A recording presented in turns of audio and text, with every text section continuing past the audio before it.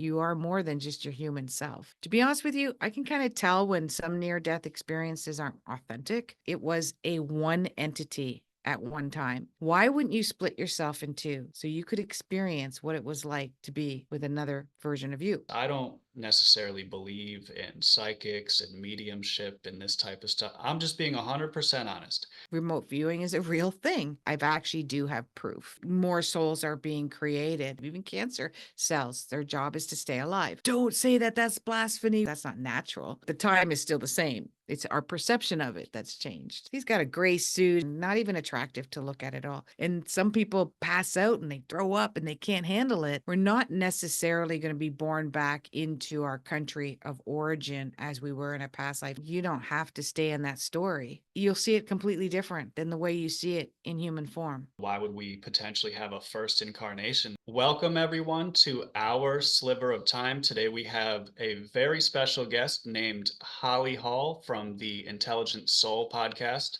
Holly, thanks for coming on today.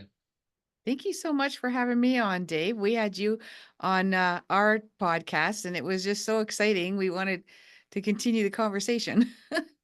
Oh, absolutely. I had a great time talking with you. So it's nice to see it come full circle. So Absolutely. we're gonna just kind of jump right into it here, I suppose, because I have so many questions to pick your brain about. I'm just gonna jump into one of, I think, the most interesting ones, in my opinion. You've talked on your channel a little bit about why do people choose to be born? So my first question is this a choice? Are people consciously choosing to come into these lives? And is that a personal choice? Is it decided by someone else? It's a combination of both. My understanding is that it is a personal choice in many cases. We want to get to the point where we've incarnated and done so well in each carnation so many times that we can choose more than it's karma.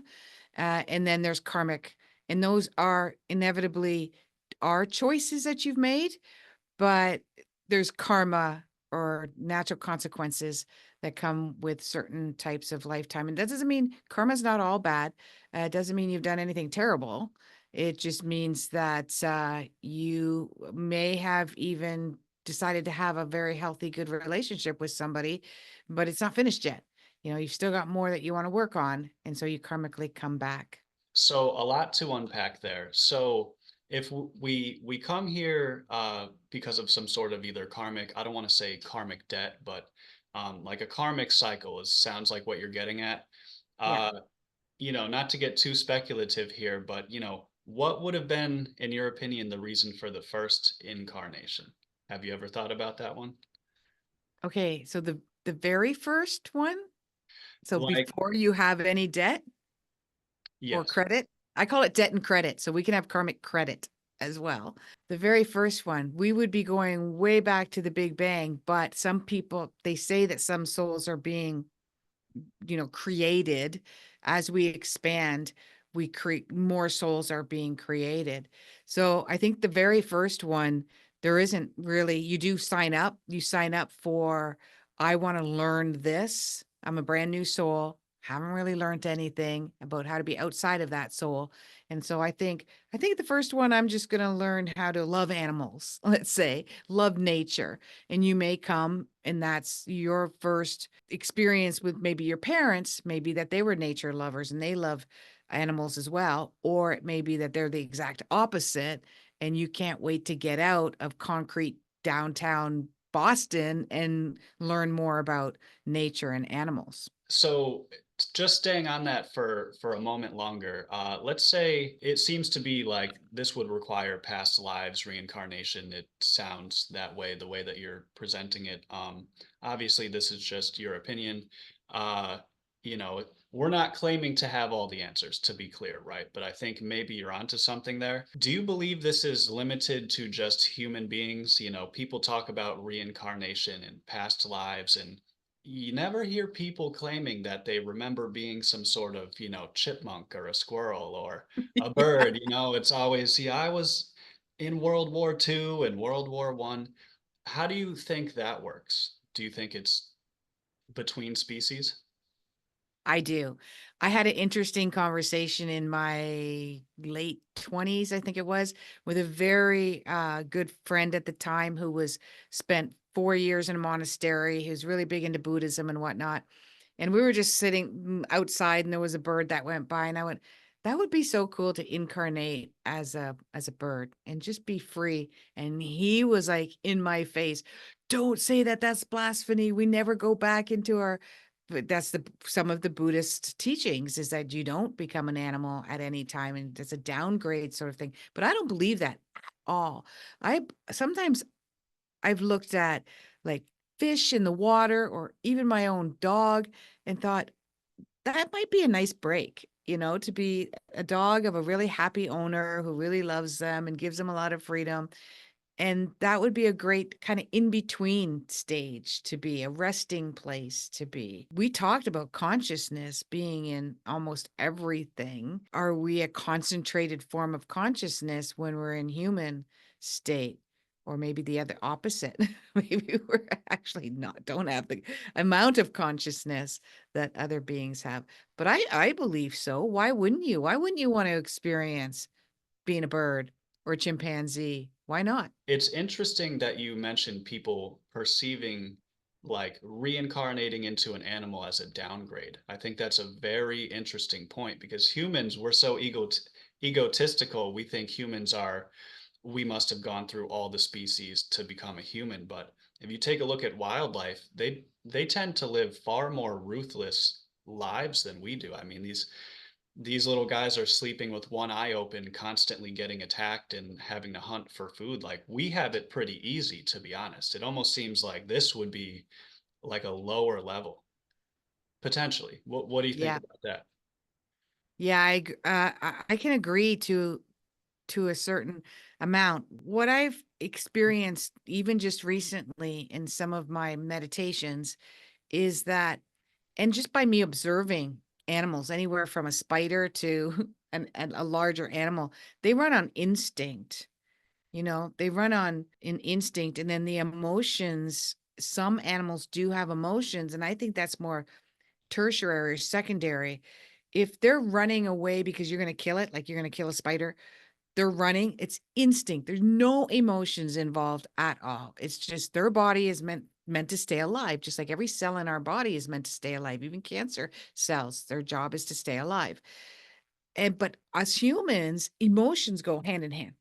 If I'm running because something's going to come and kill me, I'm freaking scared too. And all these emotions are coming up along with it. And those emotions are going to stay and last and even move into other emotions after the event is gone and over.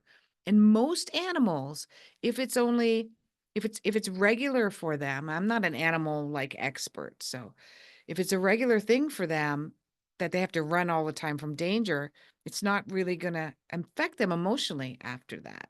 Now, if it's a dog that's been abused on a regular basis, that's not natural. That's not a natural way to run away from danger. Then yes, their instinct is going to start becoming fear-based to protect them from danger. So if a man did this with a mustache and every man he sees after that or she sees after the mustache is going to scare this poor animal. So that's a long answer to a question, is that because we have emotions and we're not emotionally intelligent beings in this incarnation or many incarnations, then we do downgrade ourselves because we're led by our emotions too strongly. Do you think that has anything to do with, not to go back to the first question, but why we're here? You know, you talk about karmic debt and karmic credit and this type of stuff. Yeah.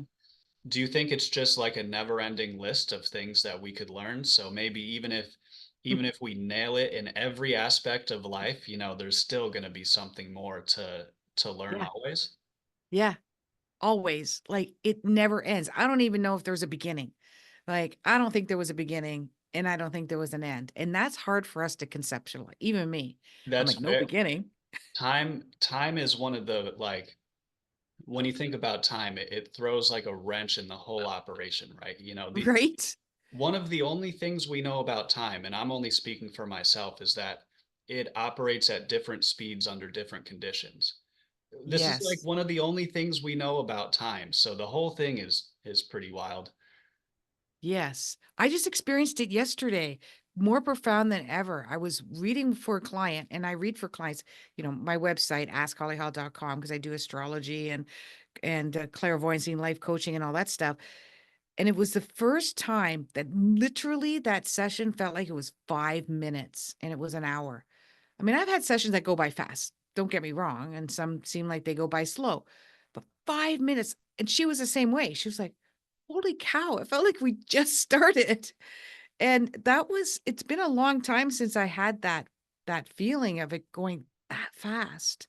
I felt like I kind of stepped into a new portal of of time. And a lot of people, that's how they explain the concept of time to people, right? It's like when you're doing something you love, it seems like time goes so fast. And when you're doing something you don't like, it like drags on forever, right? But the time is still the same. It's our perception of it that's changed. I think like when I came on your show, I feel like we talked for an hour and that like went by like nothing. So, It um, did. you had mentioned that there are two different types of memories. Are you referring to memories that are stored in the brain versus epigenetic memories from passed down from generations? Yeah. We have our this lifetime memories.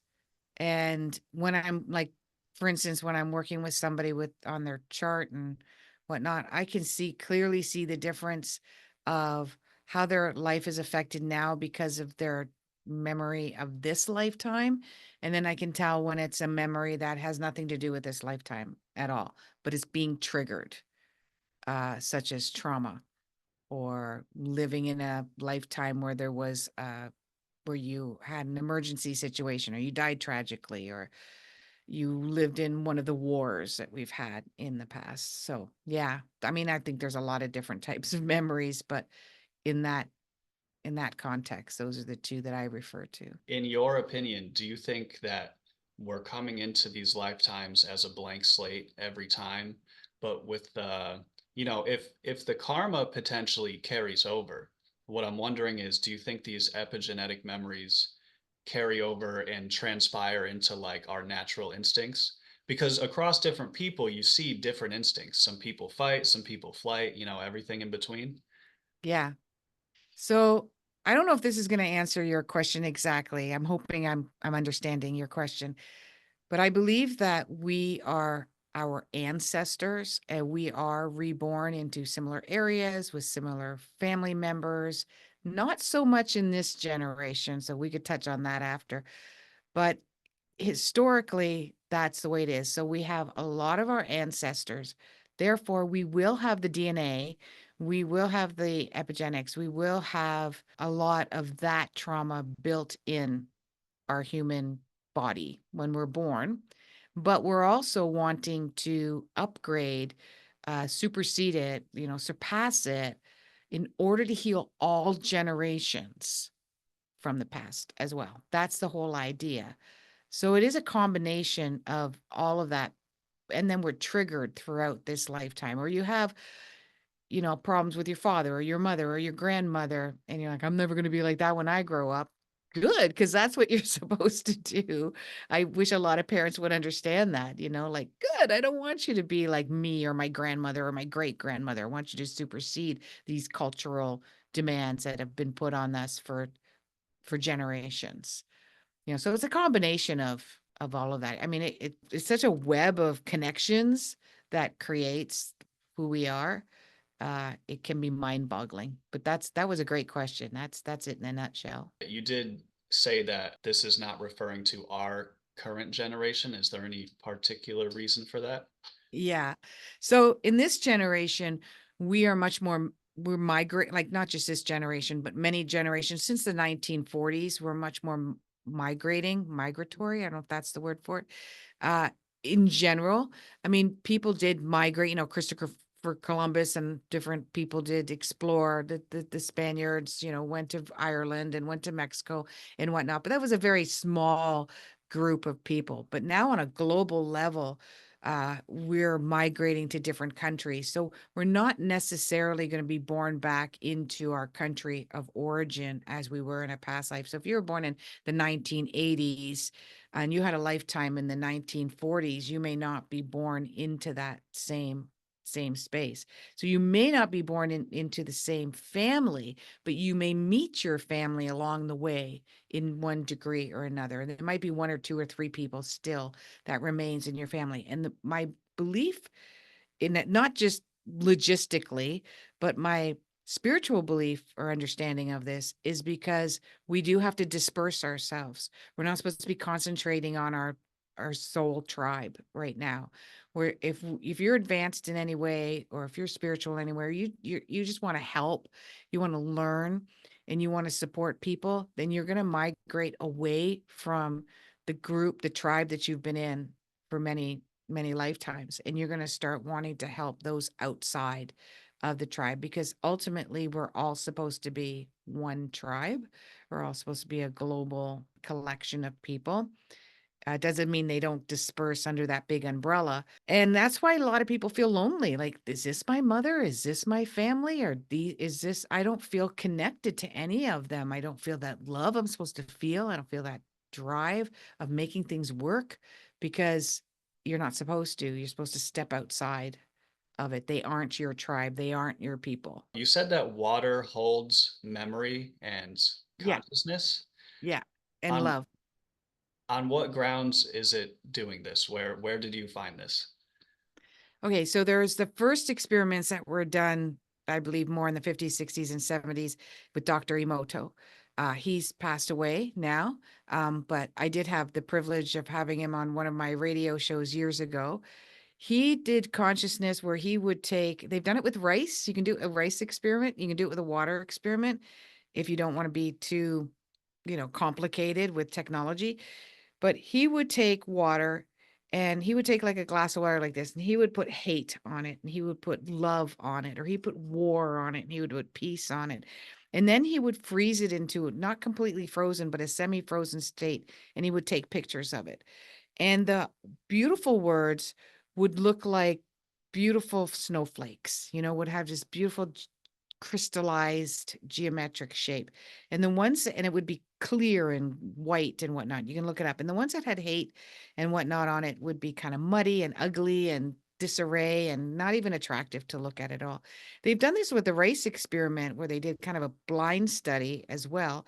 And they would take rice and with water, and they would put in a container, all three containers of rice and a water. They would put one with hate and awful words on it, one with beautiful words on it, and then just put one somewhere else with nothing. And the one with beautiful words on it would stay the same and be white and beautiful. The other one would start getting moldy and grungy and ugly, and that had the ugly words on it. There's a newer one too. I can't remember her name, but she's much more. I found her on, I believe she was on the Edward Grant show. Yeah, she was on the Edward Grant podcast. You can look that up. And it's more recently. And she's doing studies as well by also taking a sliver of water, like on a plate, and taking a shape of a heart and just showing the water, like hovering it over, putting it in the freezer. And when it came out, it would freeze with a little piece of a heart kind of frozen into it as well, too, saying that it has a memory of being exposed to this image. Since we're 80, 70 to 85% water, it's arguable in science, then why wouldn't we also be influenced by not only words or thoughts, but images as well? Now, this is, I don't go around thinking about this all the time, because I can be very negative to myself. And, I can see images in my head that are probably not most favorable or whatnot. But we do have to be really careful with that. I am very careful with that. I can't watch anything of violence. I can't see anything negative. Even if somebody tells me of an injury that they had in details, I have a lot of empathy for them, but I'm trying to make the conversation stop, because I start imprinting it on me. I'll actually feel the pain of wherever they're talking about it. And I think I'm very conscious, like almost super conscious of it. So it can be challenging when you're super conscious of it. But I believe that a lot of us aren't, and we're inundating ourselves with all of this negativity, and it is affecting our physical body. It's affecting because of how much water we have. And since that water is consciousness and consciousness is love, we have to be very careful of what we put in our cup, so to speak. I don't know if that answers your question completely, but everything has water in it. Everything has H2O. So a rock will have some kind of moisture in it. Everything will have it. Therefore, to me, that means everything holds an element of consciousness. A high majority of our body is water, a high percentage of it. And, Yeah. water's influenced in different ways by different frequencies. You could find those Yes. videos where, you take a pool of water and give it a different frequency and it goes into different shapes. And you sit there and say, okay, what is the frequency of the radio doing to my body and like my cerebrospinal fluid and like all this stuff? And then that's obviously not to mention the fact that, the songs they're going to put on the radio is like mind garbage too, right? It's like drugs and Yeah. violence and lack of emotional control. It's a mess. It's a huge mess. And uh I think people are heavily influenced by it. Some people might argue, well, I don't listen to the words. It's like those words are still going into your head. Yeah. The best of my memory, I'm not a neuroscientist, but I believe it was your left hemisphere takes in every single thing, even if you're aware of it or not. And then your right hemisphere kind of filters out what's important. I might have Mhm. them backwards, but to the best of my knowledge, that's what it was. I could be wrong. I'm not a neuroscientist. Well, Um, there is a part of the brain that does that, whether it's your frontal cortex or the back of your brain with consciousness. But you're right; they've done studies on it. They have done scientific studies on it. You're absolutely right. It Yeah, it's they do just all remember. going into your subconscious. I mean, if you're gonna drive to work and the first thing you're hearing is complete strangers talking on a radio host about their favorite alcohol drink, and then the song comes on, it's about being, a full-grown man. I get heartbreak, I understand, and people express themselves, but there's just a lot of drugs and violence and all this. I can't even listen to half the stuff I used to listen to because it'll infiltrate your mind. I think we're very malleable in that way. Um, but specifically in regards to the frequencies as well, manipulating the water molecules inside of our bodies, who knows what that's doing. Anyway, moving on before I ramble too long, switching gears here a little bit. So you have identified yourself as a master astrologer, a whole bunch of things that I know nothing about. So, we're talking remote viewing, clairvoyance, this type of stuff. And I just want to set a very honest foundation with you. Okay. I've said in the past, I don't necessarily believe in psychics and mediumship and this type of stuff. I'm just being 100% honest. However, I'm open to some of these ideas because of the fact that I do believe we have more than five senses. I think maybe we're getting detached from some, I think we have more abilities than we're led to believe. So, for all I know, you guys know something that I don't, but I'm just telling you my honest position. So, could you kind of enlighten us? Like, what does it mean to be clairvoyant? What is this ability that you have? Okay, I love this question. First of all, you should be discerning. You should question. Absolutely, because there are a lot of charlatans out there and people selling snake oil. And when people are driven by their emotions, as I just talked about earlier, it's easy for someone to take advantage of you and bring fear into something and convince you that they know more about you and life and your future than you know. And that is very wrong. So it's a good idea to be very discerning and have a scientific mind as well. In my early 20s, I was raised with a mother who was psychic. She had friends around her that were that way. They were very hippie children, young adults. And I grew up thinking, I'm not like that. I mean, I'm very scientific. I was into biology. I was interested in taking psychology. I did take psychology for a bit. And so I was telling a friend this, who was a very stoic Englishman. I was surprised that he gave me this book on astrology. I was 21. He goes, well, why don't you read this? Maybe you're more into this part of it. Well, I couldn't put the book down. I'm not an avid reader, nor did I want to go back to school at any time when I was 21. I couldn't put this book down. I had it done within a week. I'm going to age myself. This was before computers had a program on astrology, and I had to do a 2-page math, which I'm not good at mathematical math. And then I started practicing with it, and it was flipping working. I was using it on my own. And then I did a reading for a neighbor, and it freaked him out. Didn't even want to talk about it. Even, "Just stop it." And I was like, okay. So I didn't want to do it anymore because I was like, I'm freaking people out. As I started, decades later, I started doing more and more readings. I started using metaphors and examples to help people understand what I was trying to say. And more often than not, they would tell me, that just happened to me. Like, were you in my room? That my husband literally said that word for word yesterday. Or we went to the Bahamas, and this, I use that example. So then I started realizing I was remote viewing. I was picking up on things that had already happened. I would tell a client, oh, your coworker. I'm kind of getting like the example that, and I'm trying to explain that they're just a lazy person. He's got a gray suit, he's got his feet, and I think I'm getting an image to tell me that this person's lazy. I wasn't. I was literally getting the picture of this person. This is the suit he wears every day. This is what he does. He does put his feet up on the desk, and I described what he looked like. So to me, that was remote viewing.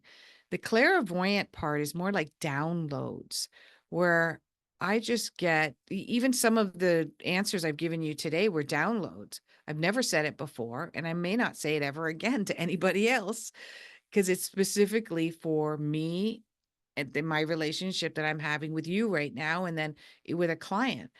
And so that's where the clairvoyant comes from. And it just comes from a knowing. I can't say I hear anything. Sometimes I do see things though. My remote viewing is a visual in my mind's eye. And then I started studying remote viewing, in the Stargate program that they had in the 50s, which was with the CIA.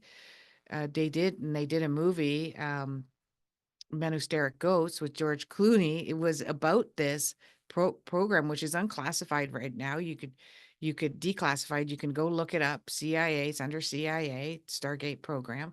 Remote viewing is a real thing. People do that.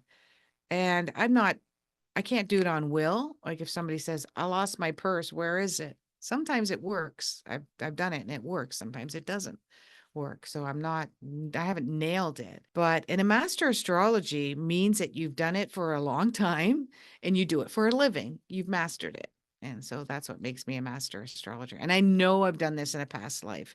I've actually do have proof on that one, strangely enough. So that's why I picked it up so quickly. I think out of all four of those, three or four that we just mentioned, remote viewing I could see being pretty plausible. As you mentioned, the CIA is practicing it. There seems to be something there, right? As far as the clairvoyance and stuff, again, still skeptical, just being honest. But the part of it why I'm open to it is because, as far as I know, the brain transmits and receives data all the time. And so, there certainly could be something there. You're talking when a mother just instinctively knows that their child got hurt or something like this. There's been cases of Yeah. that. So there's something there where I could be open to the idea. But I think you give a very honest description, and I respect that. And it's very interesting. Yeah, believe me, I would love to be psychic and just read people's minds and stuff. But I'm sure that's not exactly how it works. Not quite. And So and and, and people don't always want to hear it either. Like in your own circle, people don't really want to know. that's fair. I mean, that's it, I try to take the approach of, be open-minded, until you can prove something wrong. It's like, hey, who knows? Maybe you know something I don't. And you said how long were you doing this for? The astrology came first. You said that Yeah, was the astrology I did at the age of 21. okay. Um, and the clairvoyancy just sort of happened in the last 10 years, and the remote viewing in the last 10 years. Okay. And this seems to be like a pretty big part of your life is my perception of it. Yeah, I do this full time. So I have clients on a full-time basis. Uh, and they book with me. I got clients. I've had for years. They keep coming back. Some are regular. It's more like a life coaching. I've had clients like fire their therapist to work with me. Uh, it's helpful That's that I pretty can wild. see it. What's that? That's pretty wild. It is like I was endorsed about 8 years ago, Dr. Shafali. If you look her up, she's quite famous. She's been on Oprah dozens of times. She's been on all of the national TV shows and programs and news channels, and she's quite well known. And years before that, before she was well known, I did a radio show and I interviewed her. And then she asked me if I could predict what would happen with the book that she had sent the manuscript to Oprah. And this was in the month of September. And I said, in February, you're going to be you're going to be knocked out of the ballpark. Like you're going to be off the map. You won't even remember who I am. You're going to be famous. And that's exactly when it happened. In February, she was on Oprah. They asked her to come on with her book. And years later, about 4 years after that, I asked her if she would endorse me because she wanted to have another reading with me. In between that, she was unreachable. Like I reached out, but didn't matter. And she did. And I just blew up. Like I became so busy after that. And I really and because she's a conscious, also a conscious coach, conscious parenting is her book. All of her followers are into that too. So they're like perfect breeding ground for me to build my own clientele as well. At what point did you start becoming interested in near-death experiences and, it sounds like you're a little bit curious about the nature of reality as well. We've obviously talked before a lot about it. Where does that interest come in? Is that before or after the all the other stuff that you do? Like after I would say the last 5 years, it was very strong. I always believed in reincarnation. So that was just something that ever since I was young, like a teenager, I just always believed in it. However, the near death, I would say it was Next Level Soul is a podcast, and he does a lot of near death experience, and he does a lot of others as well, shows. So I would watch his shows. Now I'm watching your shows and I'm watching everybody else that has near death experience shows. But his show was the one that introduced me to it. And I started becoming addicted to it more for reinforcement. To be honest with you, I can kind of tell when some near death experiences aren't authentic. And I can tell when they are, in my opinion, anyways.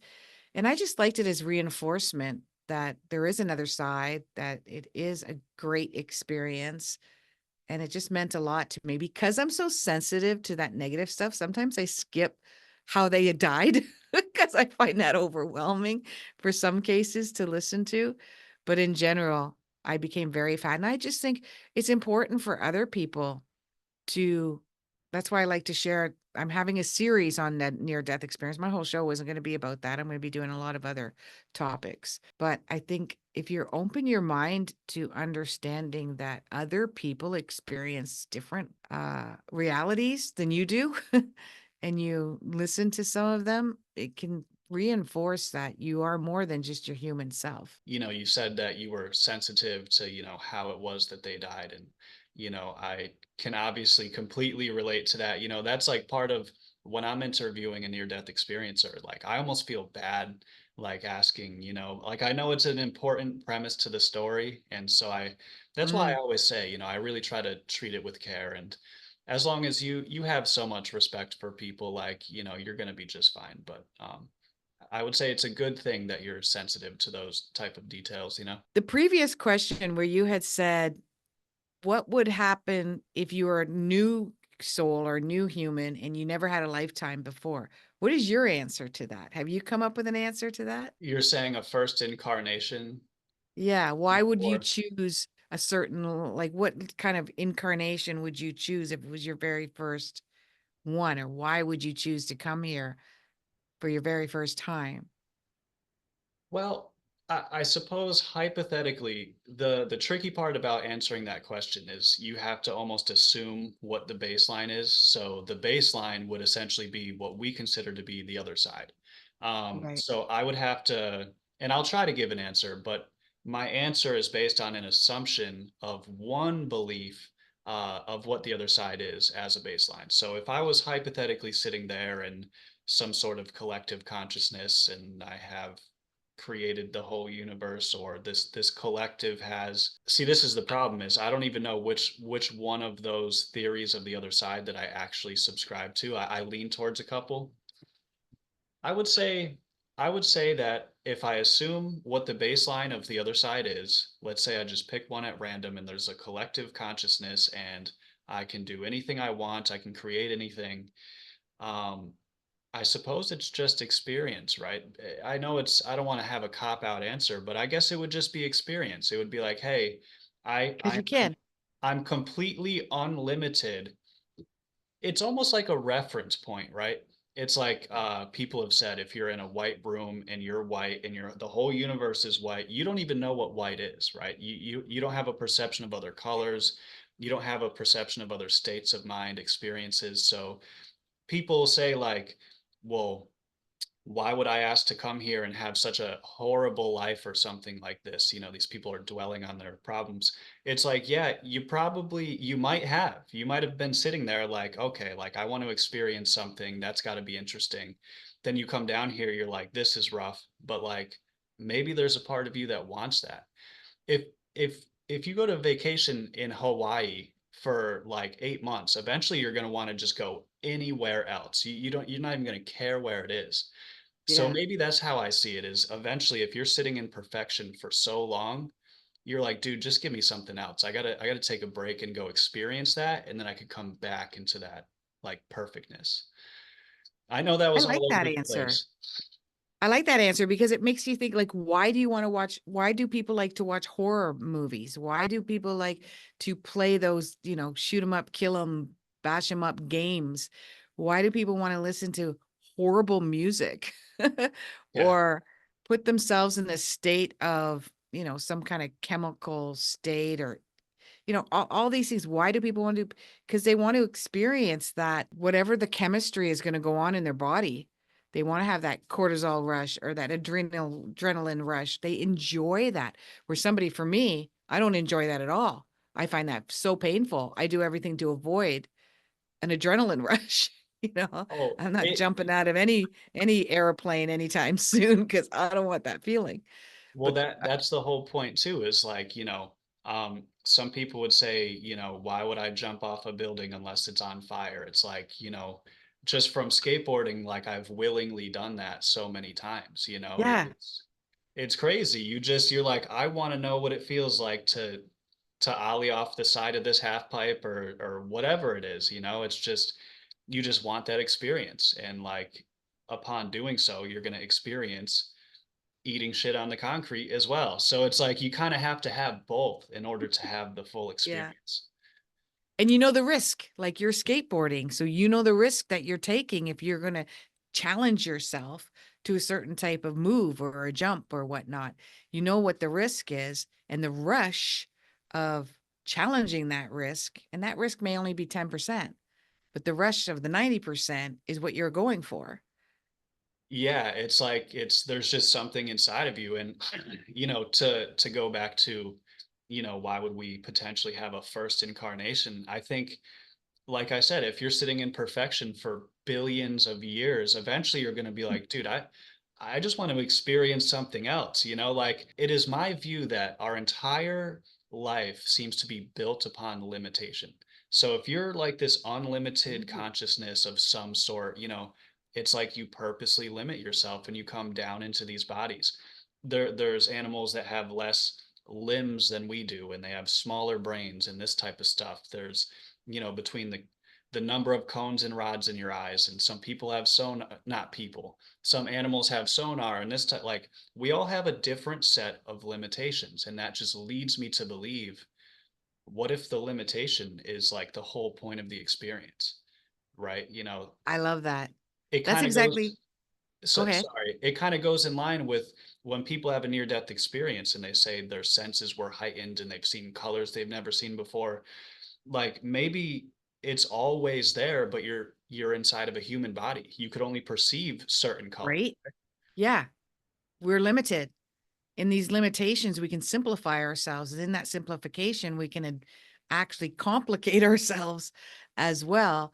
And we have, but if we see everything all the time at such a heightened, it becomes, we almost become numb to it. It doesn't become anything exciting because we're not limited. There's no challenge. There's nothing, there's nothing to, get a rush off of it. There's a school of thought now that's been going around with a lot of thought leaders is that if you are the one, so some people call it God, source, energy, whatever, but if you are that one, the idea is that it was a one entity at one time. Why wouldn't you split yourself in two so you could experience what it was like to be with another version of you? Then why wouldn't you do it in 10 and 100 and a million and a billion? Because you have all these different versions that now you can really experience an interaction with yourself. So that's the school of thought, is that we're all really come from this one source and that we're speared off into different directions. Whether I subscribe to that or not, I think I subscribe to the the meaning of it, the concept of it, whether it's physically that's what's happening, is that we're this one and splits into a myriad of fragment versions of human. I'm not sure. But yeah, I agree with you. Why not? Because you can. Now, I know some people might comment, or I've had people viscerally get angry with me that I tell them that you've chosen this lifetime, because they'd be like, hell no, why would I do that? Like, I would not. And they get angry. You might have chosen it because you had bad experiences in a past life, or you may have chosen it because you want to experience what is it like to suffer living with an alcoholic that abuses me. Because when I grow up in this lifetime, I want to help other people who have experienced that. I seen it in the world. I see it in the world, and this is the way I want to grow. This is what I want to learn. It's like when you go to university, you decide, or college, you decide you want to be a surgeon, and you've got to experience awful things like, a dead human, and you got to cut it open. And some people pass out and they throw up and they can't handle it, but they know that they're signing up for this when they signed up for medical school. So you say, why would you do that? Why would you put yourself through that? You've got to take blood from somebody else. Somebody's going to take blood from you.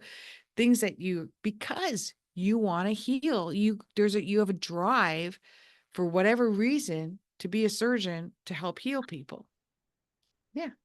So you bring up a few good points. So in particular, two very good points that I want to touch upon if I can. Yeah, if you are to be one enormous consciousness, people think they're lonely now. Imagine you have the whole entire universe to yourself. You're the only one there. Yeah. And if you could split yourself up into I think you probably would. The second point that you bring up, I think, is fantastic. People say, well, why would I choose this life? It's so hard. I would never choose this. It's like there's a lyric from a song. And if the people who are watching, if you know this song, put it in the comments. I know what it is, but I'm gonna see if they know it. Um, Okay. the lyric is, "You cannot experience strength until you struggle to carry the weight." So like people say, why would I choose a life that's so hard? It's like probably so that you can gain some resilience. Like, you can't forget about that concept too. So I think you're onto something there. Absolutely. Yeah. I actually want to do a solo podcast. I keep forgetting to do it, just to talk about everything that I've been through in my entire lifetime. A lot of people just assume that I've had a I was able to bypass some of the experience that they've had. And when you're coaching a client or working with a client, you don't want to talk about you and your story all the time, because it's not about me, it's about them. So it's not like I share it all the time. But I believe that I've been through everything that I've been through because I'm relatable now. I can relate to almost everything any of my clients have been through, because I've been through that or more. And if I haven't been through it, I've been through something equally as painful, or what I consider it to be equally as painful, and I can relate to that as well. And because I've come through it, most of it, not all of it, but most of it, unscathed, not really as damaged as some people can be, some suffering that people can still go through. I'm able to give them hope that you don't have to stay in that story. It will creep in once in a while, but you don't have to stay in that story.